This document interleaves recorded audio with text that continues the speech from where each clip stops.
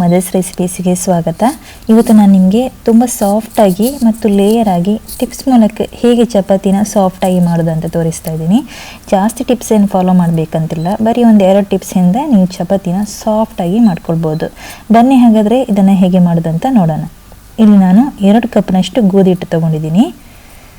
ಆಮೇಲೆ ರುಚಿಗೆ ಎಷ್ಟು ಬೇಕಷ್ಟು ಉಪ್ಪನ್ನು ಹಾಕಿಬಿಟ್ಟು ಒಮ್ಮೆ ಕೈಯಲ್ಲಿ ಮಿಕ್ಸ್ ಮಾಡ್ಕೋಬೇಕು ಇದನ್ನು. ಇವಾಗ ಗೋಧಿ ಹಿಟ್ಟನ್ನೆಲ್ಲ ಸ್ವಲ್ಪ ಬದಿಗೆ ಹಾಕಿಬಿಟ್ಟು ನಡುವಿನಲ್ಲಿ ರೀತಿ ಖಾಲಿ ಜಾಗ ಬಿಟ್ಬಿಡಿ. ಇದಕ್ಕೀಗ ನಾನು 1 ಕಪ್ನಷ್ಟು ಬಿಸಿ ನೀರು ಮಾಡ್ಕೊಂಡಿಟ್ಟಿದ್ದೆ. ಇದನ್ನು ಇದಕ್ಕೆ ಹಾಕಿಬಿಟ್ಟು ನಿಧಾನವಾಗಿ ಕಲಿಸ್ಕೋಬೇಕು. ಸ್ವಲ್ಪ ನಿಧಾನವಾಗಿ ನೋಡ್ಕೊಂಡು ಕಲಿಸ್ಕೊಳ್ಳಿ, ಯಾಕಂತ ಹೇಳಿದರೆ ಬಿಸಿ ಇರುತ್ತೆ ನೀರು.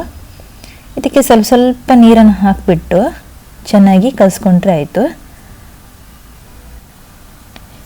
ಇವಾಗ ಹಿಟ್ಟೆಲ್ಲ ಮಾಡಿ ಆದಮೇಲೆ ನೋಡಿ, ಈ ಹಿಟ್ಟನ್ನು ಈ ರೀತಿ ಬಡಿಬೇಕು. ಯಾಕಂತ ಹೇಳಿದರೆ ಬಡಿಯೋದ್ರಿಂದ ಹಿಟ್ಟು ಸಾಫ್ಟಾಗಿ ಆಗುತ್ತೆ. ಬಿಸಿ ನೀರು ಹಾಕೋದ್ರಿಂದ ಮತ್ತು ಹಿಟ್ಟನ್ನು ಸಾಫ್ಟಾಗಿ ಕಲಿಸ್ಕೊಳ್ಳೋದ್ರಿಂದ ಈ ಚಪಾತಿ ಸಾಫ್ಟಾಗಿ ಬರುತ್ತೆ. ಇದು ಒಂದು ಟಿಪ್ಸೇ. ಈ 2 ಟಿಪ್ಸನ್ನು ನೀವು ಫಾಲೋ ಮಾಡಿದರೆ ನೀವು ಮಾಡುವಾಗ ಚಪಾತಿ ಕೂಡ ತುಂಬ ಸಾಫ್ಟಾಗಿ ಬರುತ್ತೆ. ಇವಾಗ ಇದನ್ನು ಒಂದು 15 ನಿಮಿಷ ಸ್ವಲ್ಪ ಎಣ್ಣೆ ಸವರ್ಬಿಟ್ಟು ಒಂದು ಬೌಲಲ್ಲಿ ಹಾಕಿಬಿಟ್ಟು ಇದನ್ನು ಮುಚ್ಚಿಡ್ತಾ ಇದ್ದೀನಿ.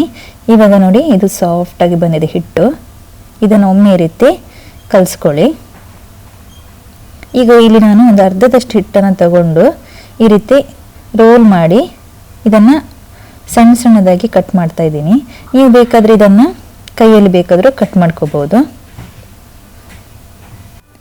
ಇದನ್ನು ಸಣ್ಣ ಸಣ್ಣ ಉಂಡೆಗಳಾಗಿ ಮಾಡಿ ಈ ರೀತಿ ರೌಂಡಾಗಿ ಮಾಡ್ತಾ ಇದ್ದೀನಿ ಎಲ್ಲವನ್ನು. ಒಂದೊಂದಾಗಿ ನಾನೀಗ ಸ್ವಲ್ಪ ಗೋಧಿ ಹಿಟ್ಟು ಹಾಕಿಬಿಟ್ಟು ಲಟ್ಟಿಸ್ಕೊಳ್ತಾ ಇದ್ದೀನಿ. ಜಾಸ್ತಿ ಹಿಟ್ಟು ಹಾಕಿ ನೀವು ಇದನ್ನು ಲಟ್ಟಿಸ್ಕೊಳ್ಳೋಕೆ ಹೋಗಬೇಡಿ. ಸ್ವಲ್ಪ ಸ್ವಲ್ಪ ಹಿಟ್ಟು ಹಾಕ್ಕೊಂಡು ಲಟ್ಟಿಸ್ಕೊಂಡ್ರೆ ಸಾಕು.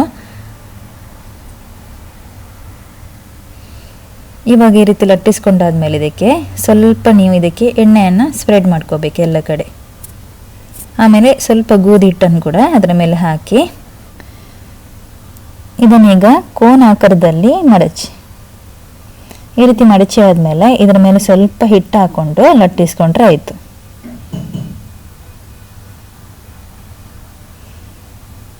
ನೋಡಿ, ಜಾಸ್ತಿ ರಫಾಗಿ ನೀವು ಲಟ್ಟಿಸ್ಕೊಳ್ಳಿಕ್ಕೆ ಹೋಗಬೇಡಿ, ನಿಧಾನವಾಗಿ ಲಟ್ಟಿಸಿದರೆ ಸಾಕು.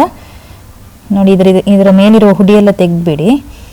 ಈ ರೀತಿ ಮಡಚಿ ನೀವು ಎಲ್ಲವನ್ನು ಇದೇ ರೀತಿ ನಾನು ಲಟ್ಟಿಸ್ಕೊಳ್ತಾ ಇದ್ದೀನಿ. ಇಲ್ಲಿ ತವಾನ ಬಿಸಿ ಮಾಡಲಿಕ್ಕೆ ಇಟ್ಟಿದ್ದೆ. ಇವಾಗ ಬಿಸಿ ಆದಮೇಲೆ ಇದನ್ನು ಹಾಕ್ಕೊಳ್ತಾ ಇದ್ದೀನಿ ನಾನು.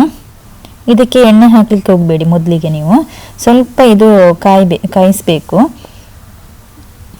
ನೋಡಿ, ಒಂದು ಬದಿ ಕಾಯಿಸ್ಕೊಂಡಾಗಿದೆ. ಈಗ ಇನ್ನೊಂದು ಬದಿ ಹಾಕ್ತಾ ಇದ್ದೀನಿ ನಾನು.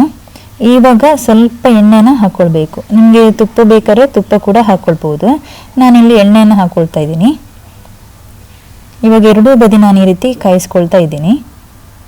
ಇದನ್ನು ನೀವು ಮೀಡಿಯಂ ಫ್ಲೇಮಲ್ಲಿ ಇಟ್ಟು ಕಾಯಿಸ್ಕೊಳ್ಬೇಕು. ಹೈ ಫ್ಲೇಮಲ್ಲಿ ಇಟ್ಟು ಕಾಯಿಸ್ಕೊಳ್ಳೋಕೆ ಹೋಗಬೇಡಿ. ನೋಡಿ, ಇವಾಗ 2 ಬದಿ ಕಾಯಿಸ್ತಾ ಇದ್ದೀನಿ. ಈ ರೀತಿ ನಿಧಾನವಾಗಿ ಕಾಯಿಸ್ತಾ ಇರಬೇಕು. ಇದೀಗ ಆಗಿದೆ. ಇದನ್ನೀಗ ನಾನೊಂದು ಪ್ಲೇಟಿಗೆ ಹಾಕ್ಕೊಳ್ತಾ ಇದ್ದೀನಿ. ಇವಾಗ ಒಂದು ಕಾಟನ್ ಬಟ್ಟೆಯಿಂದ ಈ ರೀತಿ ಒರೆಸ್ಕೊಳ್ಳಿ. ಇದಕ್ಕೆ ಮೊದಲಿಗೆ ಎಣ್ಣೆ ಹಾಕ್ಲಿಕ್ಕೆ ಹೋಗಬೇಡಿ. ಆಮೇಲೆ ಇದನ್ನು ಹಾಕ್ಕೊಂಡು ನಿಧಾನವಾಗಿ ಕಾಯಿಸ್ಕೊಂಡ್ರೆ ಆಯಿತು. ಆಮೇಲೆ ಇದಕ್ಕೆ ಸ್ವಲ್ಪ ಸ್ವಲ್ಪ ಎಣ್ಣೆ ಹಾಕಿಬಿಟ್ಟು ಕಾಯಿಸ್ಕೊಳ್ಳಿ.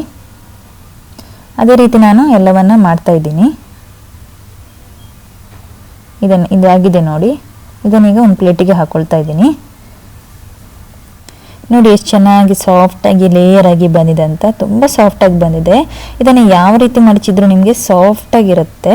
ಇದನ್ನು ಯಾವ ಕರಿ ಜೊತೆ ನೀವು ತಿನ್ನೋಕ್ಕೆ ತುಂಬ ರುಚಿಯಾಗಿರುತ್ತೆ.